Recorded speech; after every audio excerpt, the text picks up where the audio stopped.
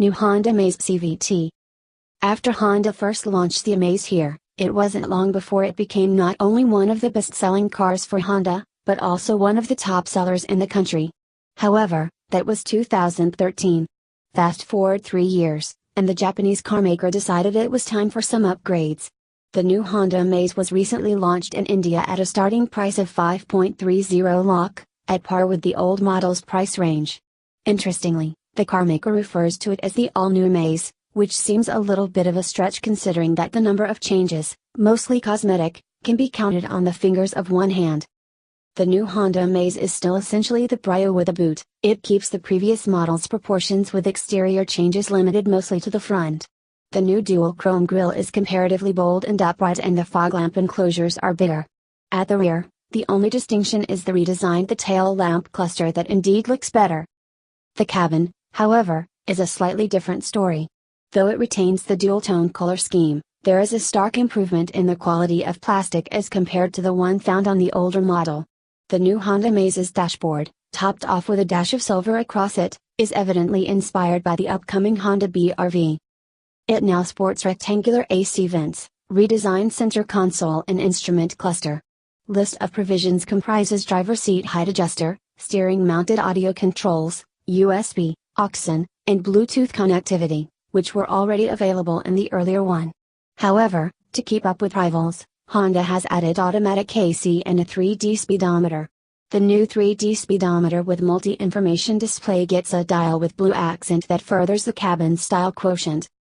I drove the 1.2-liter i-Tech mated to a continuously variable transmission, and I was, let's say, intrigued. The rubber band effect was thoroughly obvious with this one. While fairly typical to CVTs, it becomes evident when your input on the accelerator does not immediately translate into corresponding gain in vehicle speed. The CVT has been brought in to cater to the growing need of automatics in India, and it will definitely use the task of driving in traffic, but don't expect it to heed to your requests of blitzing past a car. It takes time for the power to kick in, and you don't have choice but to wait.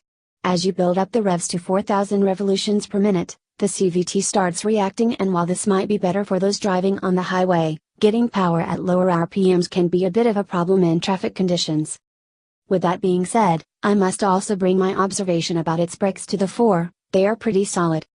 There is little doubt that the new Honda Amaze comes with the promise of better prospect. It looks well defined, gets a tastefully done cabin, and now CVT. On the other hand, the Ford Figo Aspire promises all that and then some more. While Amaze is the only car in the segment to offer CVT, Ford's sub-4 meters sedan gets the more seasoned dual-clutch automatic. Furthermore, the Figo Aspire's cabin is premium and, I believe, more appealing. Ford Figo Aspire packs in the final punch in one of the most important departments for the Indian buyer: price. The new Honda Amaze's price ranges between 5.30 lakh, 8.20 lakh, while that of the Aspire ranges between 5.16 lakh, 8.33 lakh. It is a tough battle really, for it will also face competition from the Volkswagen Mio soon, which, according to the German carmaker, will be laden with class-leading features. Now all that remains to be seen is if the new Amaze will be able to take back the crown.